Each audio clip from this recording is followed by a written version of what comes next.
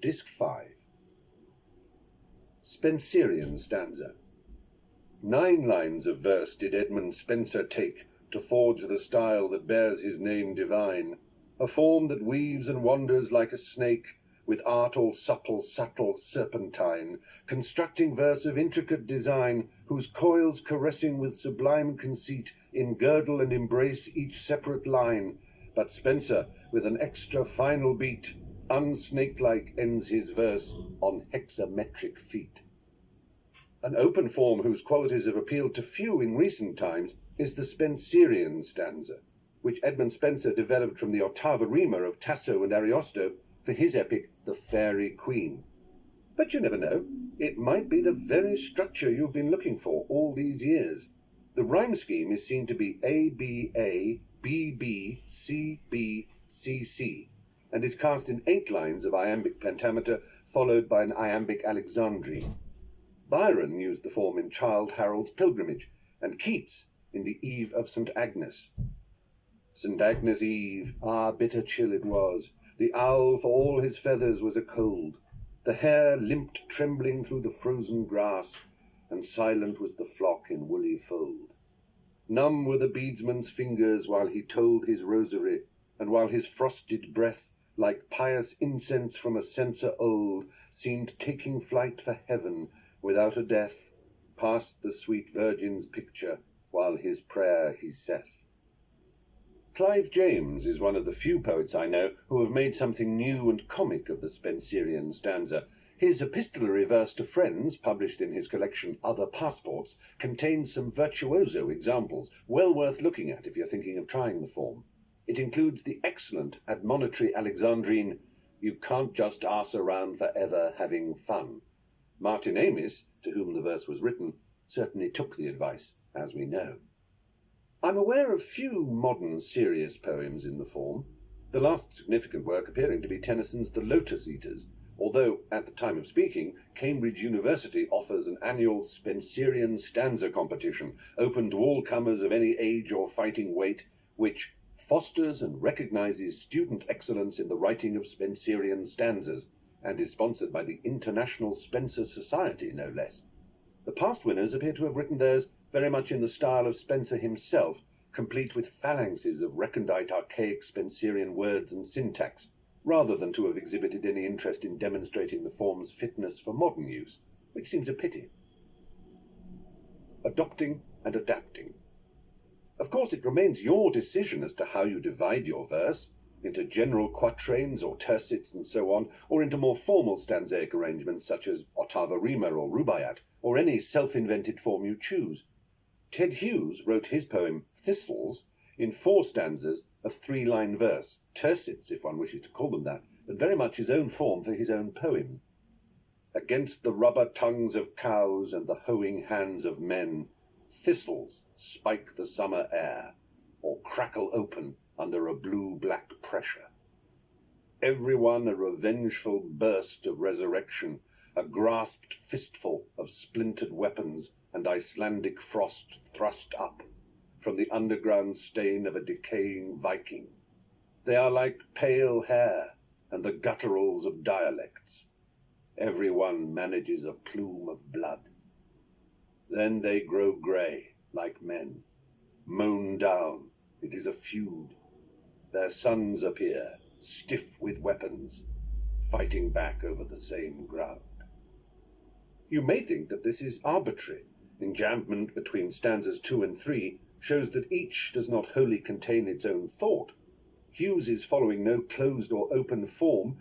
Why then should he bother to set his verse in stanzas at all? Why not one continuous clump of lines? All kinds of neat arguments could be made about the poem itself needing, as the ground does, to fight the random aggression of its thistling, bristling words to be farmed. Then again, maybe 4 stanzas reflect the 4 seasons of the thistle's birth, flourishing, death, and rebirth. Or one might think the stanzas, in their short, definitive shape, chime with the plainly laid down statements Hughes makes. But I do not think such sophistry, even when it convinces, is necessary. We see, we feel, we know that the layout is just plain right. Imagine the same lines in one group. Something is lost. Perhaps Hughes wrote it as a single stream of lines and then realized that they needed arrangement into 4 groups of 3, much as an artist might realize that he needs to regroup his landscape, rubbing out a tree in the background, foregrounding that clump of bushes, moving the church spire to the right, and so on. The artist does not consult a book on composition or apply absolutely set rules learned at art school. He just feels, he just knows. Experience and openness, instinct and a feel for order. These are not taught, but they are not entirely inborn either. Reading, preparation, concentration, and a poetic eye that is every bit as attuned as a poetic ear all contribute to the craftsmanship, the poetic skill that might in time make such judgments second nature.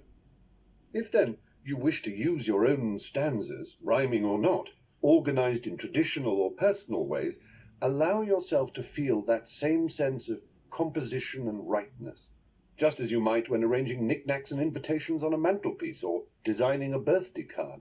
It's not a question of right and wrong, but nor is it a question of anything goes. Incidentally, do allow yourself to enjoy Hughes's use of the word fistful, fabulous consonantal and assonantal play on thistle, rhyming back to the first word of the second line. Is it not divine? An open quatrain form, whose qualities are sui generis enough to deserve a whole section on its own, is the ballad. It is our next stop, once the following exercise is done. Poetry Exercise 9. As I'm sure you've noticed, I have headed each section with my own attempts to describe each stanza form under discussion in its own dress. Your exercise is to do the same, but better. I look forward to bumping into you one day in the street or on a train and hearing you recite to me in triumphal tones your self-referential rhymes royal and auto-descriptive rubaiyat. The Ballad. In 4s and 3s and 3s and 4s, the ballad beats its drum. The ancient mariner, of course, remains the exemplum. With manly 8s or female 9s, you are allowed, if 'tis your pleasure, to stretch the length to equal lines, and make a ballad of long measure. Well, what more need a poet know? In technical prosodic parlance, we could say that most ballads present in quatrains of alternate cross-rhymed iambic tetrameter and trimeter. However, since the ballad is a swinging popular form derived from song and folk traditions, it is much better described as a form that comes in 4-line verses, usually alternating between 4 and 3 beats to a line. The word comes from ballare, the Italian for to dance, same root as ballet, ballerina, and ball.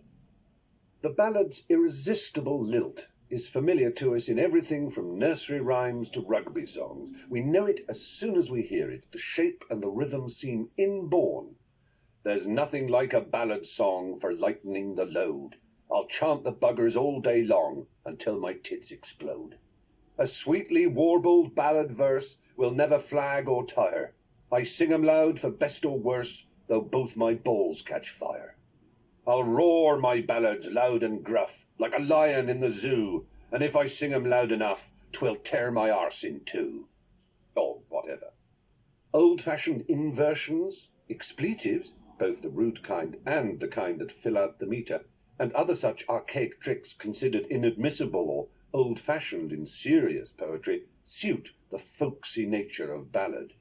The ballad is pub poetry. It is naughty and nautical, crude and carefree. Its elbows are always on the table. It never lowers the seat for ladies after it's been or covers its mouth when it burps. It can be macabre, brutal, sinister, preachy, ghostly, doom-laden, lurid, erotic, mock-solemn, facetious, pious, or obscene. Sometimes it exhibits all of those qualities at once. Its voice is often that of the club bore, the drunken rogue, the music-hall entertainer, or the campfire strummer. It has little interest in descriptions of landscape or the psychology of the individual. Chief amongst its virtues is a keen passion to tell you a story. It will grab you by the lapels, stare you in the eyes, and plunge right in. Now gather round and let me tell the tale of Danny Wise, and how his sweet wife Annabel did suck out both his eyes. And if I tell the story true, and if I tell it clear, there's not a mortal one of you won't shriek in mortal fear.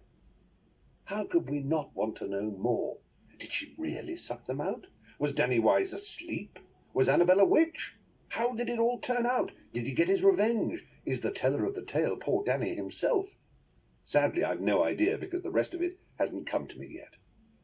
While the second and fourth lines should rhyme, the first and third do not need to. It's up to the balladeer to choose A-B-A-B or A-B-C-B. Nor is any regularity or consistency in your rhyme scheme required throughout, as this popular old ballad demonstrates. In Scarlet Town, where I was born, there was a fair maid dwelling, made every lad cry well away, and her name was Barbara Allen. All in the merry month of May, when green buds they were swelling, young Jemmy Grove on his deathbed lay, for love of Barbara Allen. A quatrain is by no means compulsory. A 6-line stanza is commonly found, rhyming XB, XB, XB, where X is unrhymed, as in Lewis Carroll's The Walrus and the Carpenter. The walrus and the carpenter were walking close at hand. They wept like anything to see such quantities of sand. If this were only cleared away, they said, it would be grand. And also in Wilde's Ballad of Reading Gaol. And all men kill the thing they love, by all let this be heard. Some do it with a bitter look, some with a flattering word. The coward does it with a kiss, the brave man with a sword. Although more literary examples may favour a more regular, accentual syllabic measure, ballads are perfect examples of accentual verse. It doesn't matter how many syllables there are, it's the beats that matter. Here is Marriott Edgar's Albert and the Lion, which was written as a comic monologue to be recited to a background piano that plunks down its chords on the beats of each 4 or 3-stressed line. Part of the pleasure of this style of ballad is the mad, scudding rush of unaccented syllables, the pausing, the accelerations and decelerations. When Stanley Holloway performed this piece, the audience started to laugh simply at his timing of the rhythm. Here is my poor attempt. There's a famous seaside place called Blackpool that's noted for fresh air and fun, and Mr. and Mrs. Ramsbottom went there with young Albert, their son. A grand little lad was their Albert, all dressed in his best, quite a swell. He'd a stick with an horse's head handle, the finest that Woolworths could sell. Or there's Wallace Casilingua's The Day My Trousers Fell, which has even more syllables to contend with. Now I trust that your ears you'll be lending to this tale of our decadent times. There's a beginning, a middle, and an ending, and for the most part there's rhythms and verses and rhymes. My name, you must know, is John Weston, though to my friends I'm Jackie or Jack. I've a place on the outskirts of Preston, the tiniest scrap of a garden with a shed and a hammock round back. I was giving the fish girl her payment, the cod were 90 a pound, when with a snap and a rustle of raiment, my trousers they dropped to the ground, consternation. Border ballads, like Barbara Allen and those of Walter Scott, became a popular genre in their own right, often like broadsheet ballads, expressing political grievances, spreading news, and celebrating the exploits of highwaymen and other popular rebels, rogues, and heroes. Subgenres like the murder ballad still exist, often told from the murderer's point of view, full of grim detail and a sardonic acknowledgement of the inevitability of tragedy. Frankie and Johnny were lovers. Oh lordy, how they could love.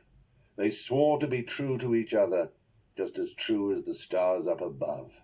He was her man, but he'd done her wrong. Robert Service, the English-born Canadian poet, wrote very popular rough and tough ballads, mostly set around the Klondike gold rush. A bunch of the boys were whooping it up in the Malamute saloon. The kid that handles the music box was hitting a jagtime tune. Back at the bar in a solo game sat Dangerous Dan McGrew, and watching his luck was his light of love, the lady that's known as Lou. When out of the night, which was 50 below, and into the din and glare, there stumbled a miner fresh from the creeks, dog dirty and loaded for bear.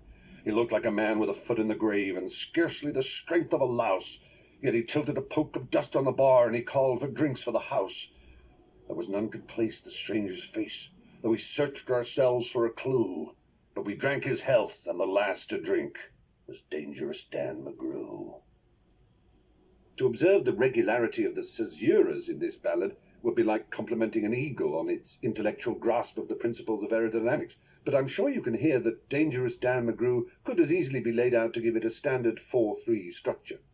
We remember this layout from our examination of Kipling's ballad in Fortina's Tommy. A.E. Houseman's The Colour of His Hair, a bitter tirade against the trial and imprisonment of Oscar Wilde, is also cast in Fortina's. I can't resist quoting it in full. Oh, who is that young sinner with the handcuffs on his wrists? And what has he been after, that they groan and shake their fists? And wherefore is he wearing such a conscience-stricken air? Oh, they're taking him to prison for the colour of his hair. 'Tis a shame to human nature, such a head of hair as his. In the good old time 'twas hanging for the colour that it is. Though hanging isn't bad enough, and flaying would be fair, for the nameless and abominable colour of his hair. Oh, a deal of pains he's taken, and a pretty price he's paid, to hide his poll, or dye it of a mentionable shade. But they've pulled the beggar's hat off for the world to see and stare, and they're taking him to justice for the colour of his hair. Now 'tis oakum for his fingers, and the treadmill for his feet, and the quarry gang on Portland in the cold and in the heat, and between his spells of labour, in the time he has to spare, he can curse the God that made him for the colour of his hair. There is also a strong tradition of rural ballad, one of the best-known examples being the strangely macabre John Barleycorn. There were 3 men come out of the west their fortunes for to try, and these 3 men made a solemn vow John Barleycorn should die.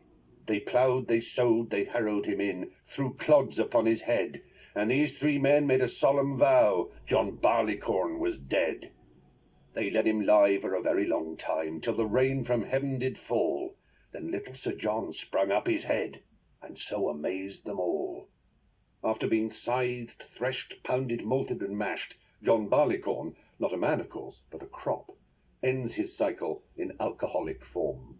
Here's little Sir John in a nut-brown bowl, and brandy in a glass, and little Sir John in the nut-brown bowl proved the stronger man at last. For the huntsman he can't hunt the fox, nor loudly blow his horn, and the tinker can't mend kettles nor pots without John Barleycorn. There are ballad operas, John Gay's The Beggar's Opera being the best known, jazz ballads and pop ballads, culminating in that revolting genre, the power ballad. But here we're leaking into popular music where the word has come to mean nothing much more than a slow love song, often, in the case of the American diva's power ballad, repulsively vain and self-regarding, all the authentic guts, vibrancy, self-deprecation and lively good humour bleached out and replaced by the fraudulent intensity of grossly artificial climaxing. I acquit country music of these vices. American ballads, cowboy ballads, frontier ballads, and so on, were extensively collected by the Lomax family, much in the same way that Cecil Sharp had done for rural and border ballads and other native British genres of folk and community music. Shel Silverstein came up with the ever-popular A Boy Named Sue for Johnny Cash, who also wrote and performed his own superb examples. I would especially recommend The Ballad of Ira Hayes, if you don't already know it. One of the great strengths of the ballad, in its more literary incarnations, is that its rousing folk and comic associations can be subverted or ironically countered. Its sense of being somehow traditional, communal, and authorless contrasts with that individuality and strong authorial presence we expect from the modern poet, often so alone, angst-ridden, and disconnected. Both John Betjeman and W.H. Auden used this contrast to their advantage. The strong ballad structure of Betjeman's Death in Leamington counters the grim, grey hopelessness of suburban lives with a characteristically mournful irony.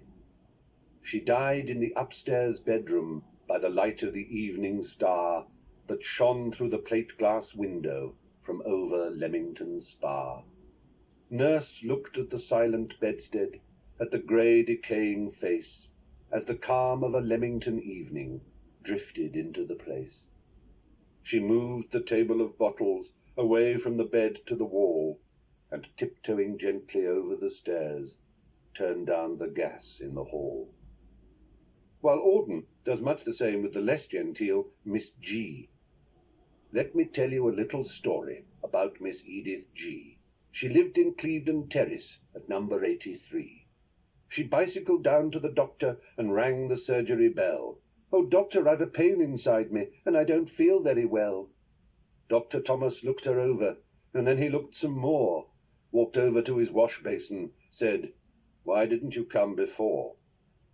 Dr. Thomas sat over his dinner, though his wife was waiting to ring, rolling his bread into pellets, said, "Cancer's a funny thing." They laid her on the table, the students began to laugh, and Mr. Rose, the surgeon, he cut Miss G in half. Casting such lost lives as ballad heroes certainly provides an ironic contrast with which to mock the arid futility of much 20th century life. To use the rhythms of the Greenwood and the Yardarm for the cloying refinement of Leamington, or the grimness of Miss G's forlorn little world, can indeed point up the chasm between the sterile present and the rich past, but such a mismatch also works in the opposite direction. It raises the lonely spinsters out of their ordinariness and connects them to the tradition and richness of history. It mythologizes them, if you like. When an artist paints a prostitute in the manner of a Renaissance Madonna, he is simultaneously marking an ironic distinction and forging an affirmative connection. The artists Gilbert and George have done much the same with their skinheads in stained glass. These are strategies that only work because of the nature of form and genre. Poetry exercise 10. A poet can be rough and flexible with the ballad. It is the beat and the narrative drive that sustains. Your exercise is to finish the one that I started a little while ago. Now gather round and let me tell the tale of Danny Wise, and how his sweet wife Annabel did suck out both his eyes. And if I tell the story true, and if I tell it clear, there's not a mortal one of you won't shriek in mortal fear. Don't worry about meter or syllable count, this is a ballad. I have used an A rhyme, by all means drop it from time to time, but do stick to the 4-line structure. Enjoy yourself. One thing I can guarantee you, after you've written just 1 or 2 stanzas, you'll be chanting ballad lines to yourself as you make coffee, nip to the loo, walk to the shops and brush your teeth. The ballad has a certain flow, a rhythmic swing and a beat. It makes no difference where you go, you're sure to tap your feet. Well, hush my mouth. Heroic verse. Heroic verse has passed the test of time. Iambic feet in couplets linked by rhyme. Its non-stanzaic structure simply screams for well-developed tales and epic themes. The 5-stress line can also neatly fit sardonic barbs and aphoristic wit. Augustan poets marshalled their iambs to culminate in pithy epigrams. Pope Alexander, with pontific skill, could bend the verse to his satiric will. John Dryden used the form in diverse ways, the deft aside, the pert but telling phrase, epistles, satires, odes, and tragic plays. The mode continued in this lofty style until, with manic laugh and mocking smile, new modes emerged. A kind of fractured, mad enjambment turned up. Pauses. Something had gone wrong or right. The stops and starts of human speech burst through. Now once formal lines assume an unforced, casual air, but nonetheless obey the rigid rules of meter, stress, and rhyming. Gradually, another change takes place. New poets start to rearrange the form, unpick the close-knit weave, make room for looser threads of consonantal rhyme. The modern age, with all its angst and doubt, arrives, picks up the tab and pays its debt to history, precedent, and every voice that did its bit to mould heroic verse. And still today we grudgingly affirm there's life in the old dog. Our mangy form still bites, still barks, still chases cats and birds, still wags its tail, still pens and shepherds words, and, taken off her leash, this bitch on heat will walk you off your pentametric feet. Heroic verse is far from dead. Since its Chaucerian beginnings, it has been endlessly revivified. After a playful Elizabethan reshaping, it acquired marmoreal elegance in the 18th century only to undergo a complex reworking under John Keats, Robert Browning, and Wilfred Owen, until it emerged blinking into the light of modern day. At first glance, it seems remarkably simple, too simple perhaps even to deserve the appellation form. It is as open as they come, neither laid out in regular stanzas, nor fixed by any scheme beyond the simple AA, BB, CC, DD of the rhyming couplet. New paragraph presentation is possible either with line breaks or indentation, but in general the verse is presented in one unbroken block. Only the occasional braced triplet will relieve the procession of couplets. To the modern eye and ear, this can be forbidding. We like everything in our world to come in handy, bite-sized chunks. Yet you might say that handy, bite-sized chunks is what heroic verse is best remembered for. Pope's essays on man and on criticism are veritable vending machines of aphorism. A little learning is a dangerous thing.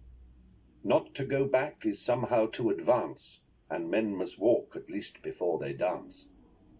Know then thyself, presume not God to scan. The proper study of mankind is man. Hope springs eternal in the human breast. All are but parts of one stupendous whole. One truth is clear, whatever is right. True ease in writing comes from art, not chance. That last apotheme might be the motto of this audiobook. John Dryden, in my estimation, was the absolute master of the heroic couplet. His use of it seems more natural, more assured, more fluid, even than Pope's. For those whom God to ruin hath designed, he fits for fate, and first destroys their mind. Errors, like straw, upon the surface flow. He who would search for pearls must dive below. By education most have been misled, so they believe, because they so were bred. The priest continues what the nurse began, and thus the child imposes on the man. But these were poets from a time when poems, like architecture and garden design, was formal, elegant, and assured. This was the age of reason, of certitude, sense, wit, discernment, judgment, taste, harmony, of capital letter moralists, as T.E. Hume called them. The voice and manner of these Augustans can sound altogether too de haut en bas for our ears, from lofty to lowly, as if delivered from Olympus. Their taste and proportion is akin to that of the architecture of the period. By the time of the aftermath of the French Revolution and the publication of Wordsworth and Coleridge's lyrical ballads, their course seemed run. The profusion of nature and the agony of self seemed to become a more proper study of poets, just as the Gothic and picturesque began to entice the architects. Run your eye down the index of first lines in an edition of Pope, and then of any romantic poet, and compare the number of entries in each which begin with the word I. The egotistical sublime had landed. It would be a pity if, in our instinctive veneration for all things post-classical, romantic, post-romantic, decadent, modernist, and postmodernist, we overlooked the virtues of late 17th and 18th century verse. After all, most of us aspire to live in houses of that period, fill them with eclectic fittings and furniture from later eras as we may.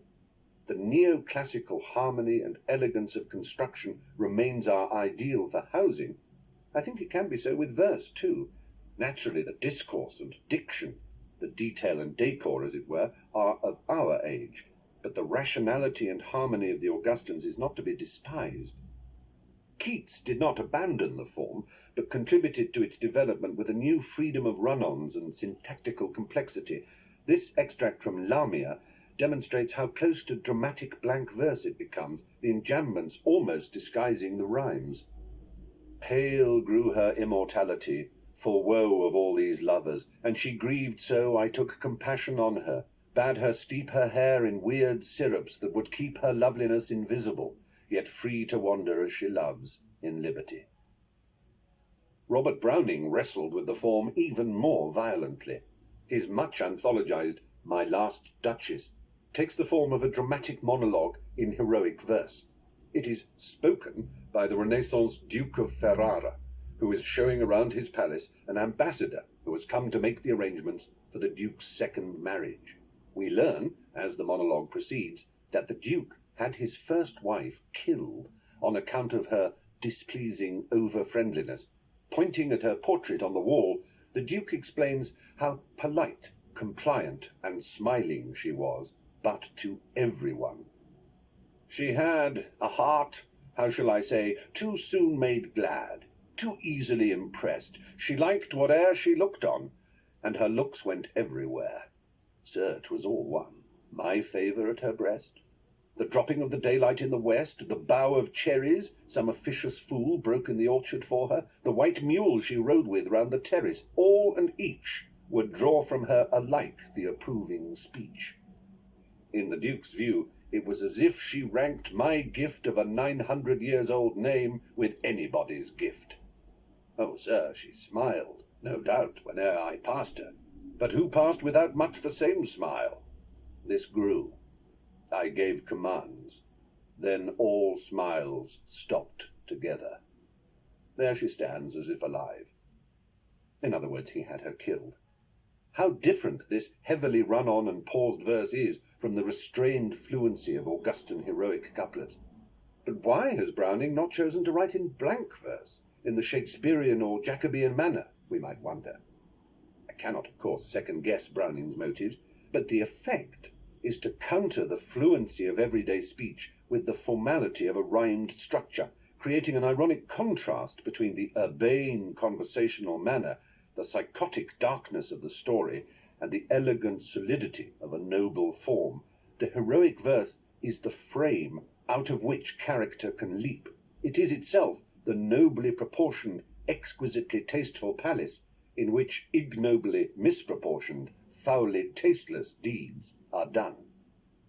Wilfred Owen's use of rhyming couplets in The Hell of War provides another kind of ironic contrast.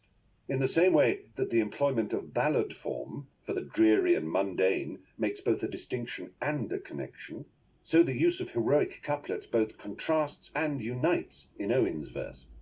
The august and decorous form in such ghastly conditions is a sick joke, but the death agonies, mutilations, and horrors of the soldiers' lives are raised to heroic status by their incarnation in heroic couplets. Owen's à terre, being the philosophy of many soldiers, uses Browning-style dramatic monologue in slant-rhymed couplets, casting Owen himself as the visitor to a field hospital where a ruined soldier lies and addresses him. Sit on the bed. I'm blind and 3 parts shell. Be careful. Can't shake hands now. Never shall. Both arms have mutinied against me, brutes. My fingers fidget like 10 idle brats. I tried to peg out soldierly. No use. One dies of war like any old disease. This bandage feels like pennies on my eyes. I have my medals, discs to make eyes close.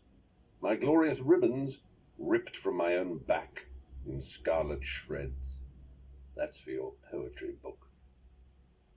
Lawrence Lerner, Tom Gunn, and Tony Harrison have all written with distinction in heroic couplets, as did Seamus Heaney in Elegy for a Stillborn Child, and his superb poem, The Outlaw, which might be regarded as a kind of darkly ironic play on an eclogue or Georgic, Virgilian verse celebrating and philosophically discoursing upon the virtues of agricultural life. You may find yourself drawn to heroic verse, you may not. Whatever your views, I would recommend practicing it. The form has compelling and enduring qualities.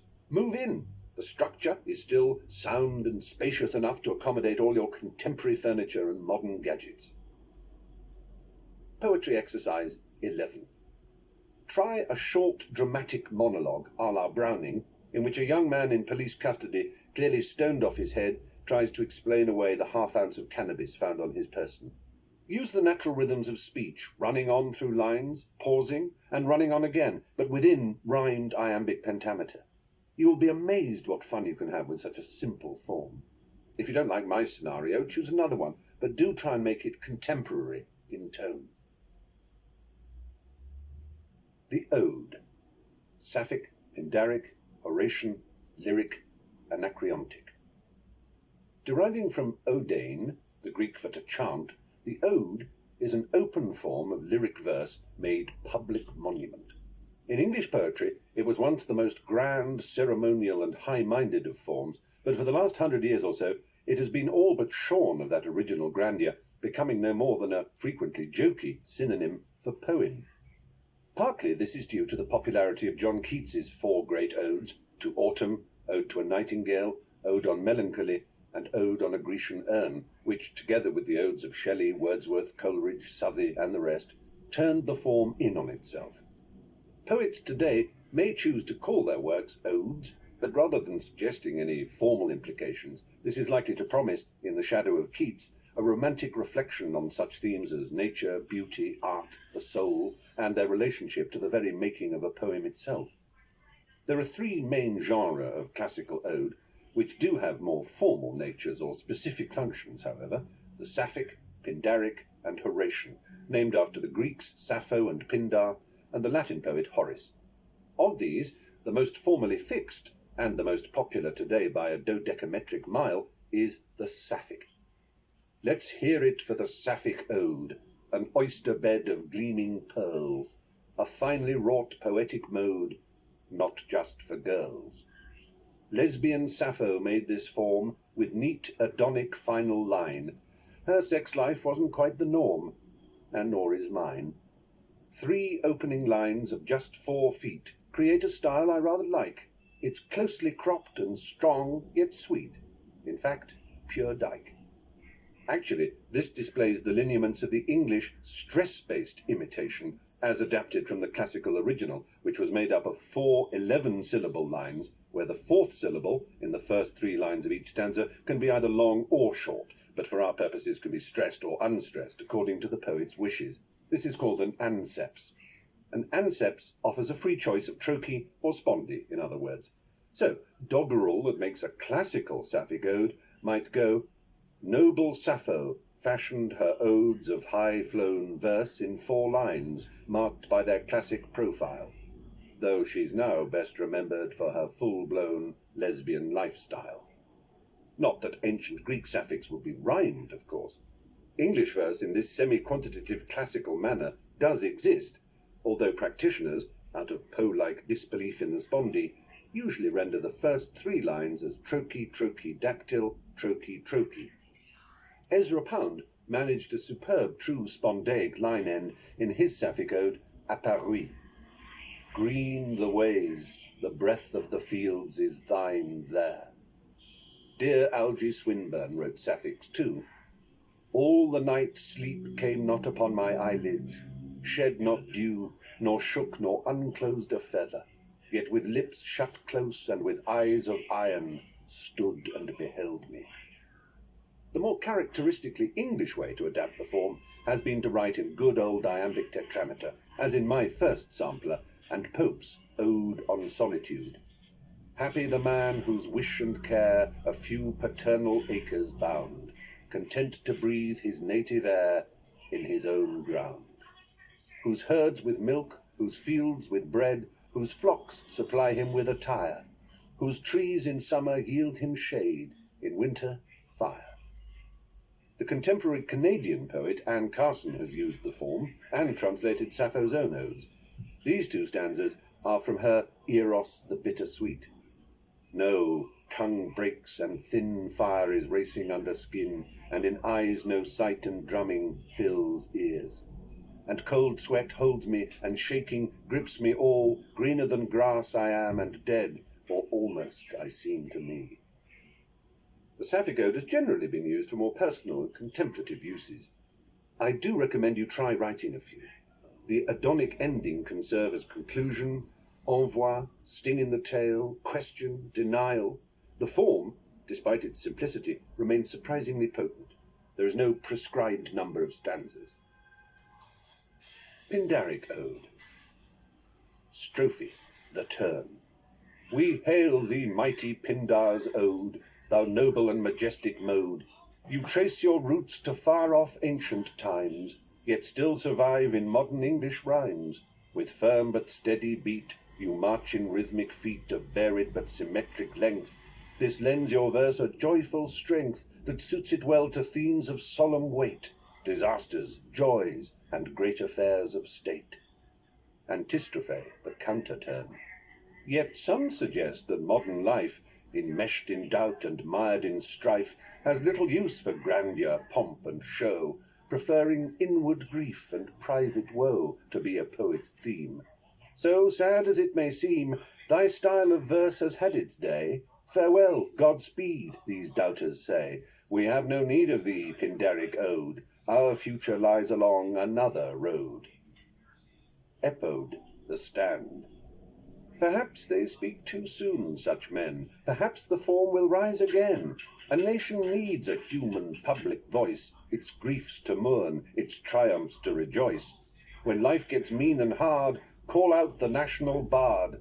So, Pindar, tune thy golden lyre, thou hast a people to inspire.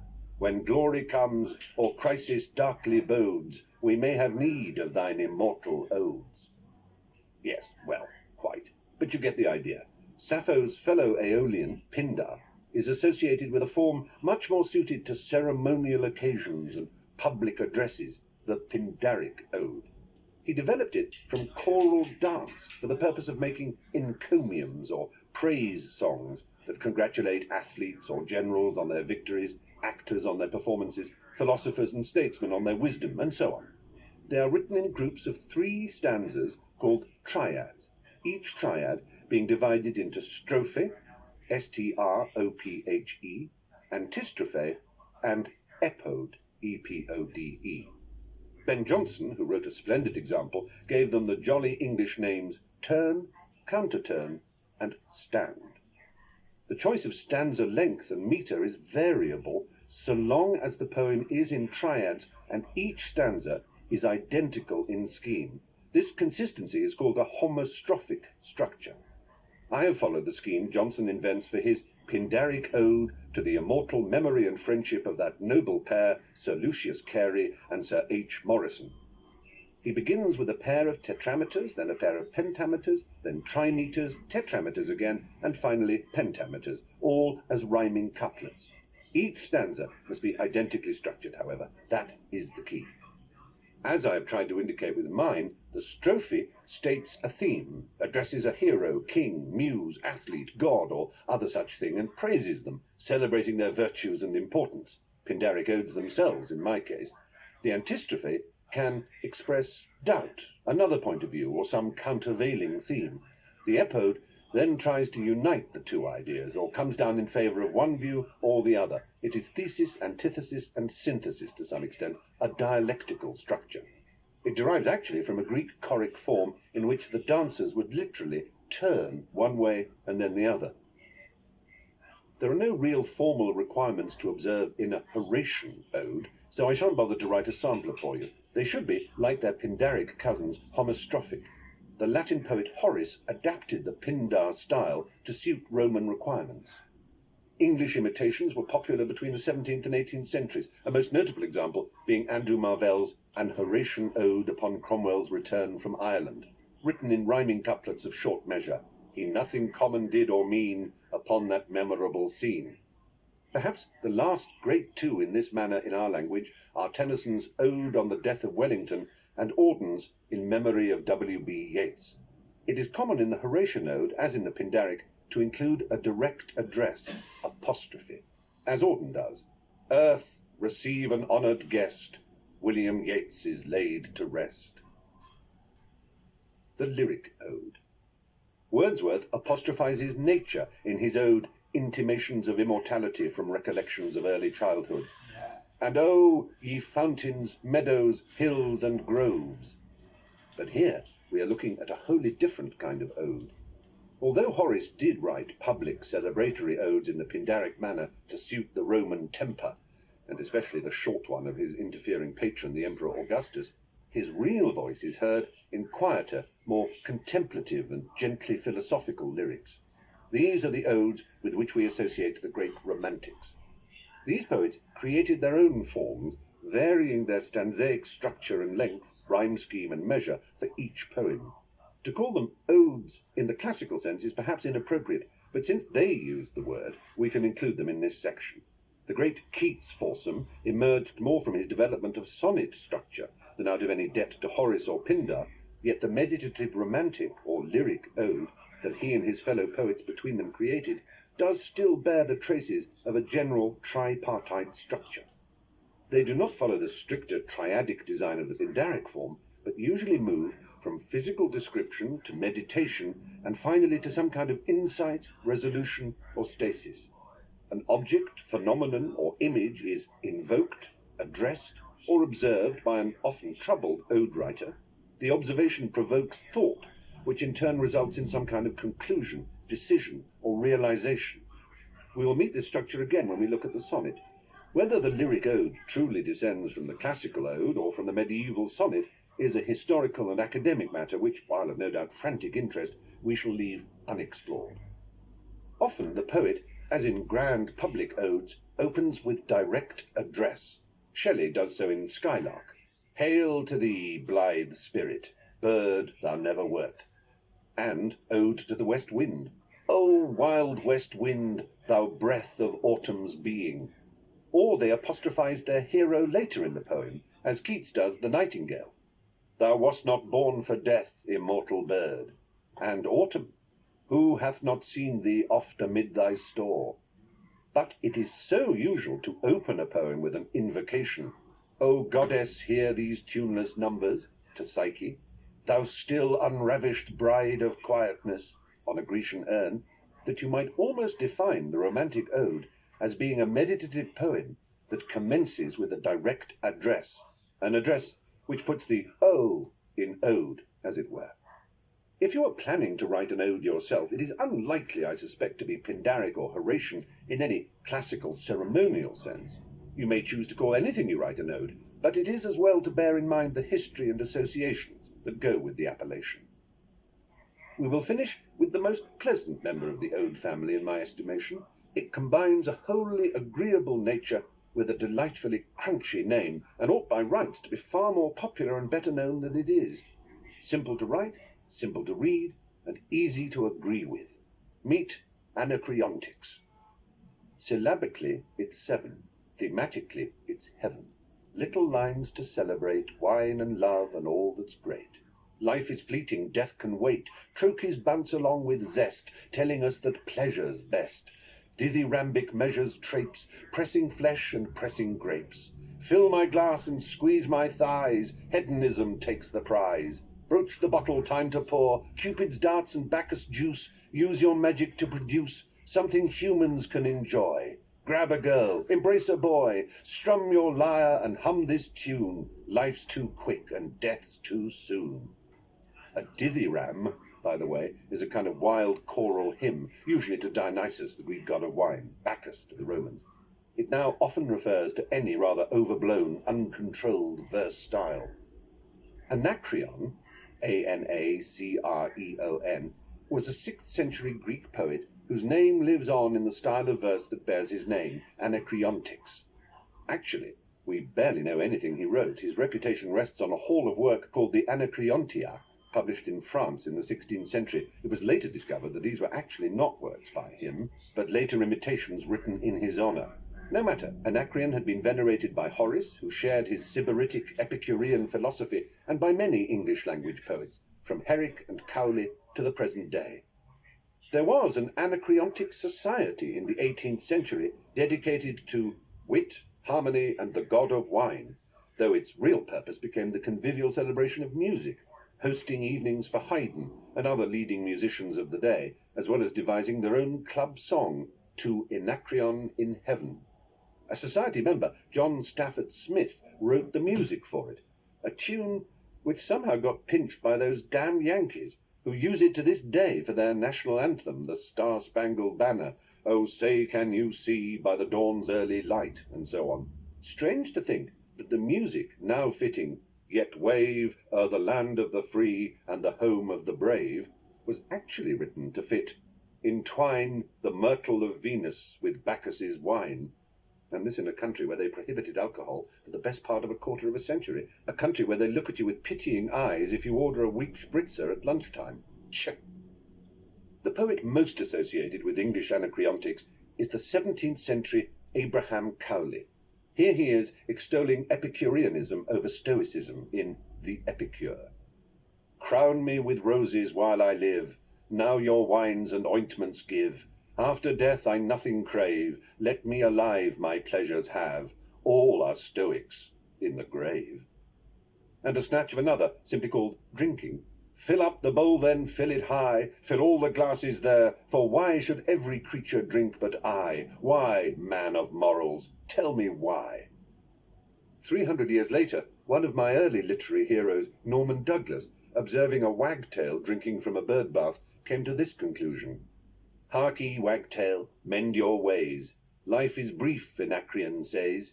Brief its joys, its ventures toilsome. Wine befriends them, water spoils them. Who's for water, wagtail, you? Give me wine, I'll drink for two. One of the enduring functions of all art, from Anacreon to Francis Bacon, from Horace to Damien Hirst, has been, is, and always will be, to remind us of the transience of existence, to stand as a memento mori that will never let us forget Gloria Mundi's sic transit.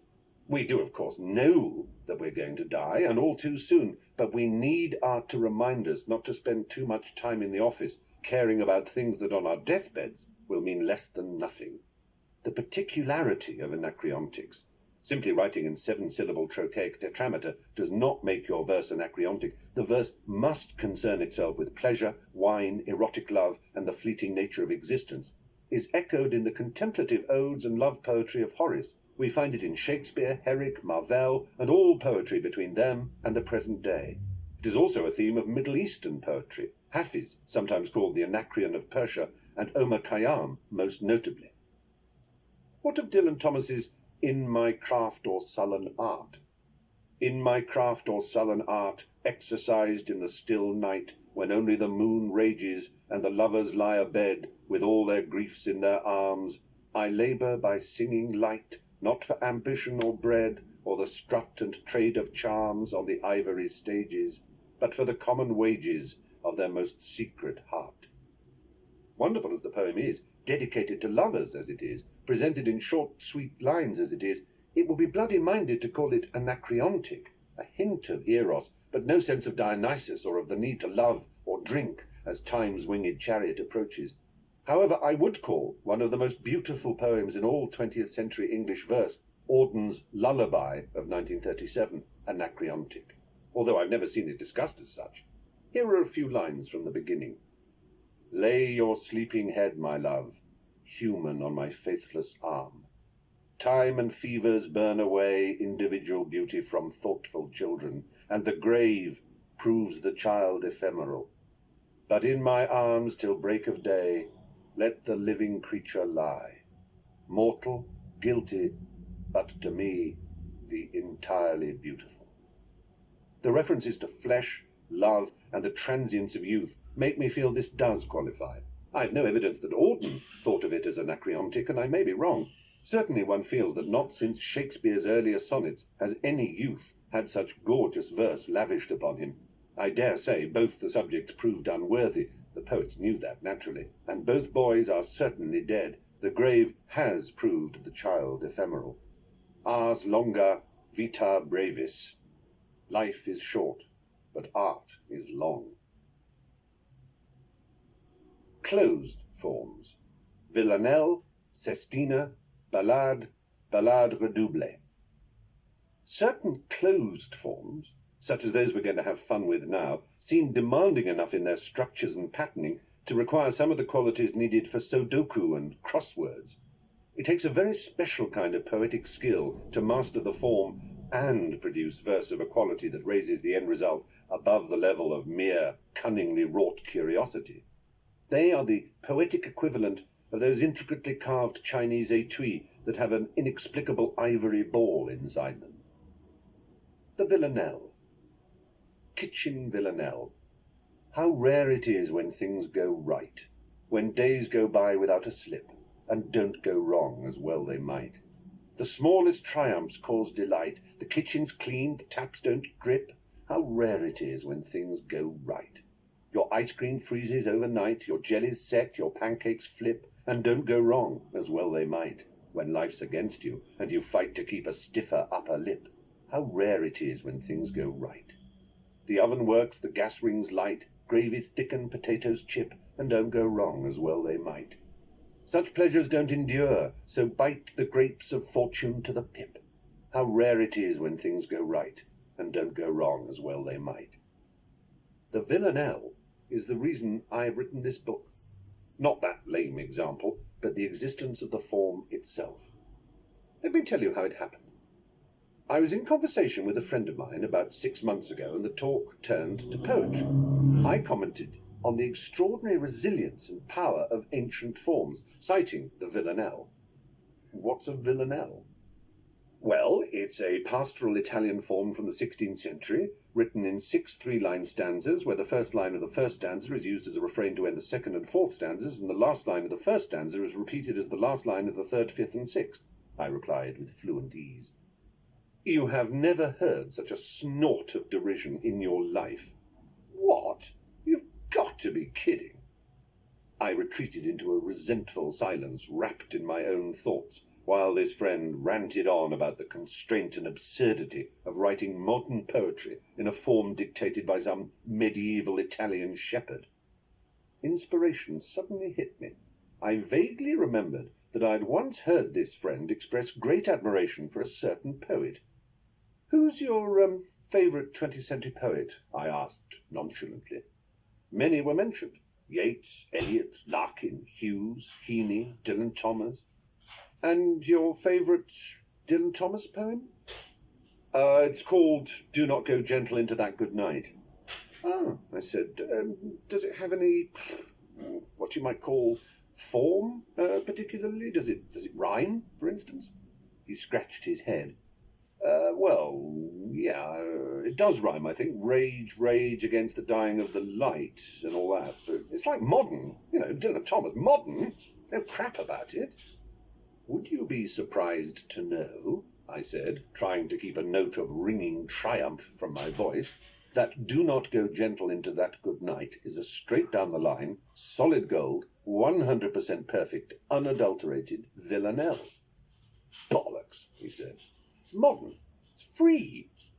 The argument was not settled until we had found a copy of the poem, and my friend had been forced to concede that I was right.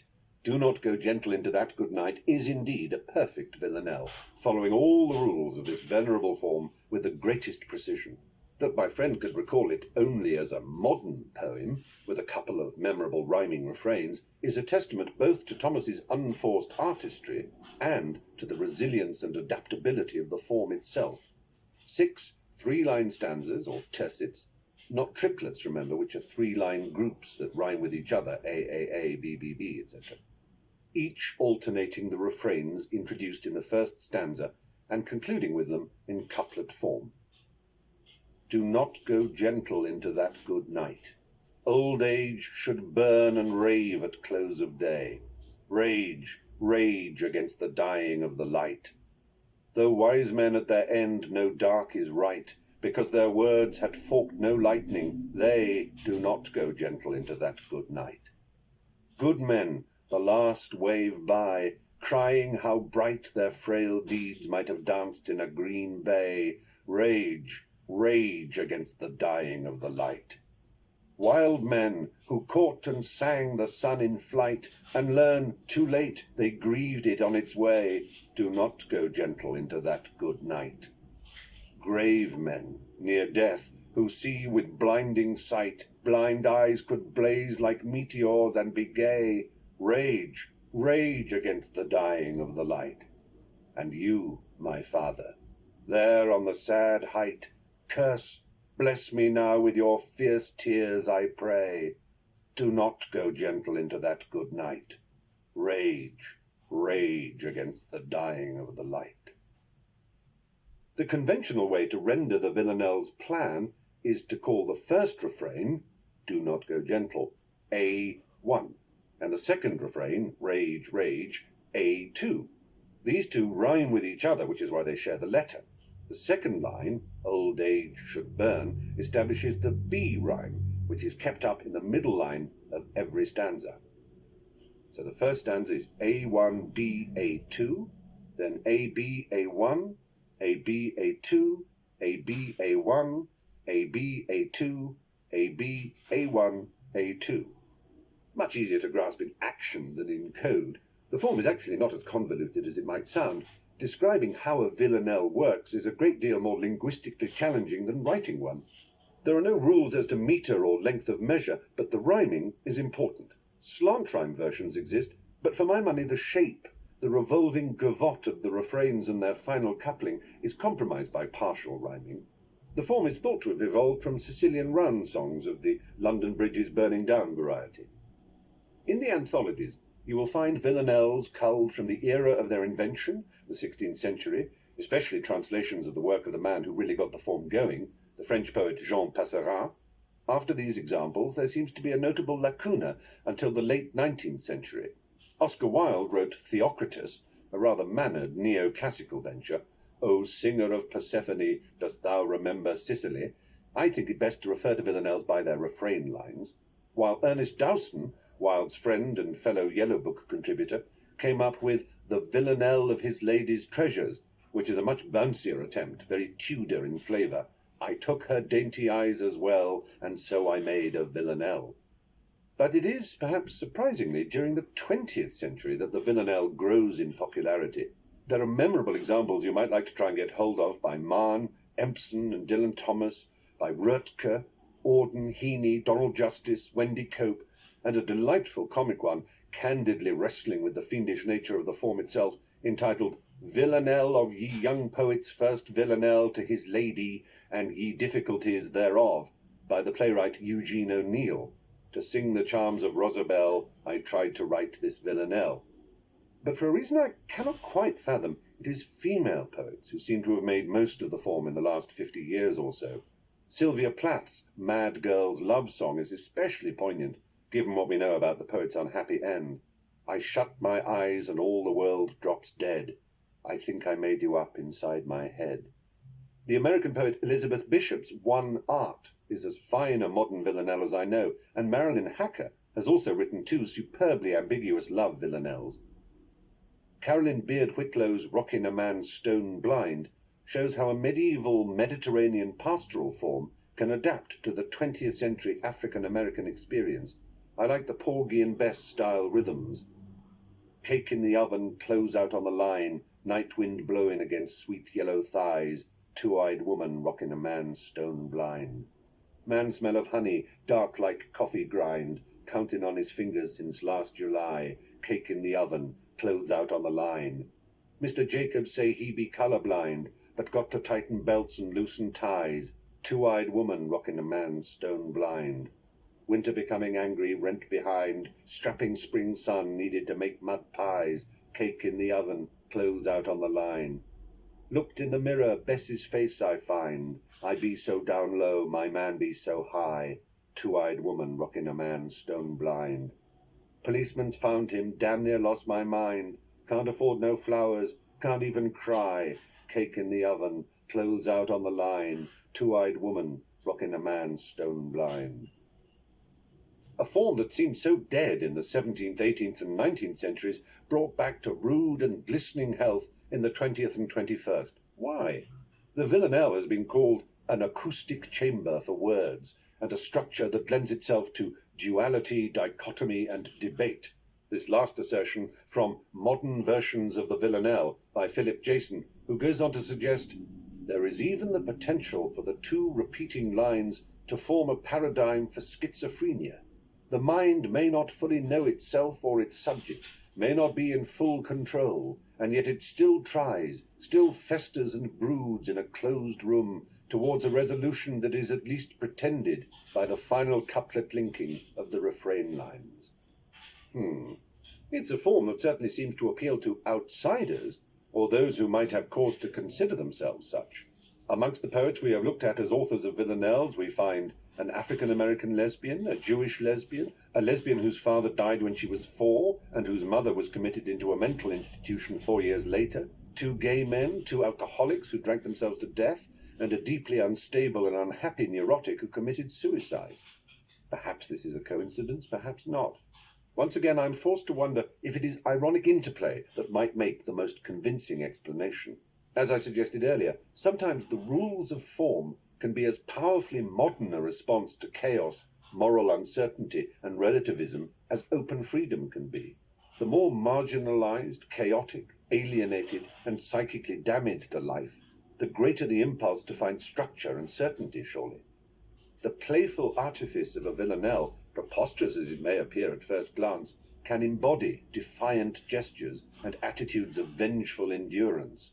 It suits a rueful, ironic reiteration of pain or of fatalism.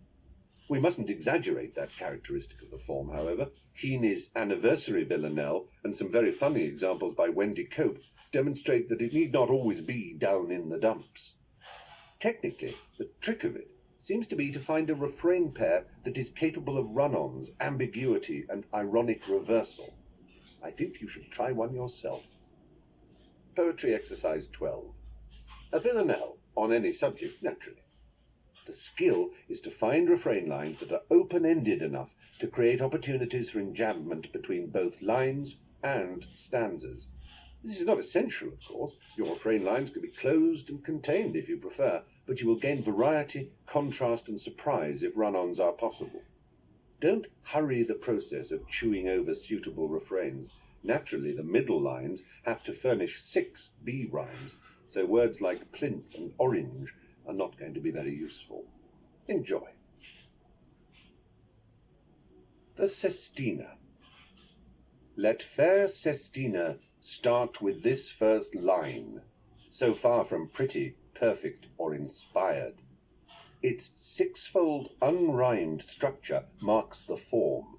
The art is carefully to choose your words, especially those you use at each line's end. If not, you'll find your efforts all in vain. Look up. That final hero word was vain, and so it ends this stanza's opening line. We use up all our heroes till the end, and trust that somehow we will be inspired to find a fitting place for all our words and satisfy the dictates of the form. It's simple, once you get the hang, to form your verse in sections like a weather vane. The secret lies in finding 6 good words that seem to suit the ending of a line. Your pattern of ideas should be inspired by heroes who will see you to the end. Their cyclic repetition to that end ensures your poem will at least conform to all the rules. From time to time, inspired solutions will occur, right in this vein, just interweaving neatly line by line, until you've used your stock of 6 good words. Composing in this form is knitting words. You cast off pearl and knit and pearl to end each row, then cast off for another line, until a woolly poem starts to form. You may believe Sestinas are a vain, indulgent, showy, frankly uninspired idea. Yet many modern poets have conspired to weave away and knit their scarf of words. I'll not feel my attempt has been in vain, if by the time this chapter's reached its end, just one of you has learned to love this form, and taught your hero words to toe the line. Au revoir. Inspired by fair Sestina, now I end this run of words. I hope that you will form, and not in vain, a poem in this line. This is a bitch to explain, but a joy to make. There is no set meter to the modern English sestina, but traditionally they have been cast in iambics. The form comprises 6 sexanes, followed by a 3-line envoi, a kind of summation or coda, so 39 lines in all. We can best see how it works by concocting a new one together. Let's begin. Stanza 1. So take the prize, you're number 1. First place is yours, the glory too. No charge for smugness, gloating's free. It's all you've worked and striven for. The losers wilt, the victors thrive. So wear the wreath, I hope it sticks. A silly slab of verse, but never mind, it's just a lash-up, a cardboard prototype, but it has its uses. You will have noticed that I have cunningly chosen my end words to sound as much like the numbers 1 to 6 as I can contrive. They are 1, 2, 3, 4, thrive, and sticks. These end words are the heroes of a sestina. Instead of being rhymed, they are reused in a set pattern. This technique is known as lexical repetition. So let us compose stanza 2. The method is to shuttle up and down the previous stanza, starting at the bottom. The end word there is sticks. I'll now write a line that ends with sticks then. But you should know that triumph sticks. Then we go up to the top. 1. Like post-it notes, and every one. Now we go back to the bottom. We've used up sticks, so the next free end word is thrive. We'll soon forget the kind who thrive. The next unused end word at the top is to. Are those who show compassion to. Back down now, and the next spare is for, the slow, who claim their victory for. Only one unused end word left, free. The weak. I'll tell you this for free. So we shuttled from bottom to top, bottom to top, bottom to top, taking sticks, 1, thrive, 2, 4, free. In real digits, that will be 6, 1, 5, 2, 4, 3. This string of numbers is our formula. Stanza 2 now looks like this.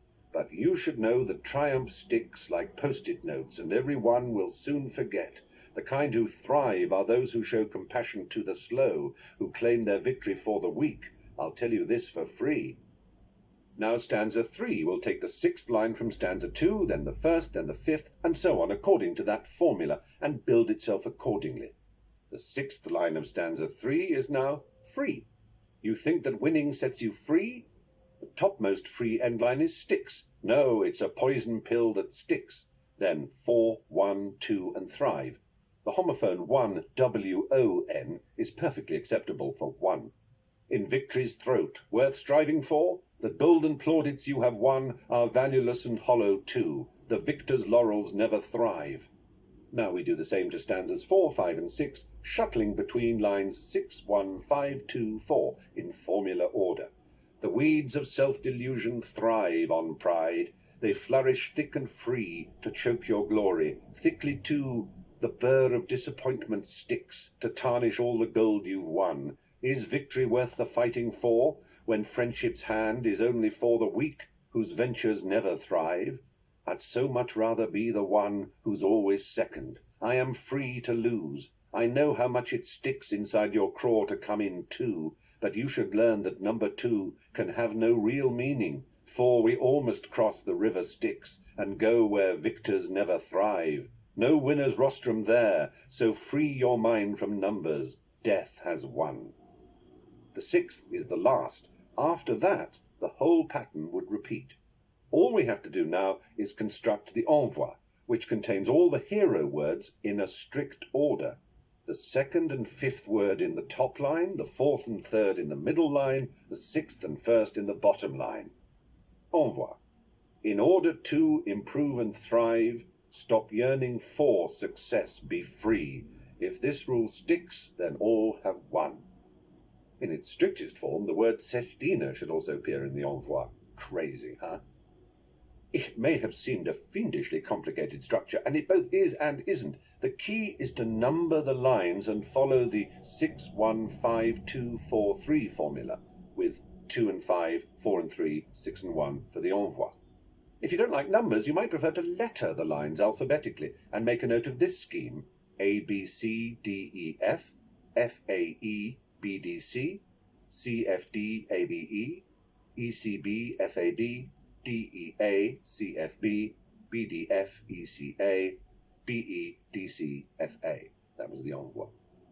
Sestinas are still being written by contemporary poets. After their invention by the 12th century mathematician and troubadour Arnaud Daniel, examples in English have been written by poets as varied in manner as Sir Philip Sidney, Rossetti, Swinburne, Kipling, Pound, W.H. Auden, John Ashbery, Anthony Hecht, Marilyn Hacker, Donald Justice, Howard Nemiroff, and Kona McPhee. See if you can find her excellent Sestina IVF. Swinburne's A Complaint to Lisa is a double Sestina, 12 stanzas of 12 lines each. I mean, that's just showing off. I shall present 2 examples to show the possibilities of a form which my sample verse has made appear very false and stagey. The first is by Elizabeth Bishop, entitled simply Sestina, flowing between 10, 9, and 8-syllable lines, ending with a final line of 12. September rain falls on the house in the failing light. The old grandmother sits in the kitchen with the child beside the little marble stove, reading the jokes from the almanac, laughing and talking to hide her tears. She thinks that her equinoctial tears and the rain that beats on the roof of the house were both foretold by the almanac, but only known to a grandmother. The iron kettle sings on the stove. She cuts some bread and says to the child, "It's time for tea now," but the child is watching the tea kettle's small hard tears dance like mad on the hot black stove, the way the rain must dance on the house. Tidying up, the old grandmother hangs up the clever almanac on its string. Bird-like, the almanac hovers half open above the child, hovers above the old grandmother and her teacup full of dark brown tears. She shivers and says she thinks the house feels chilly and puts more wood in the stove. "It was to be," says the marvel stove. "I know what I know," says the almanac. With crayons the child draws a rigid house and a winding pathway. Then the child puts in a man with buttons like tears and shows it proudly to the grandmother. But secretly, while the grandmother busies herself about the stove, the little moons fall down like tears from between the pages of the almanac into the flower bed the child has carefully placed in front of the house. "Time to plant tears," says the almanac. The grandmother sings to the marvelous stove, and the child draws another inscrutable house.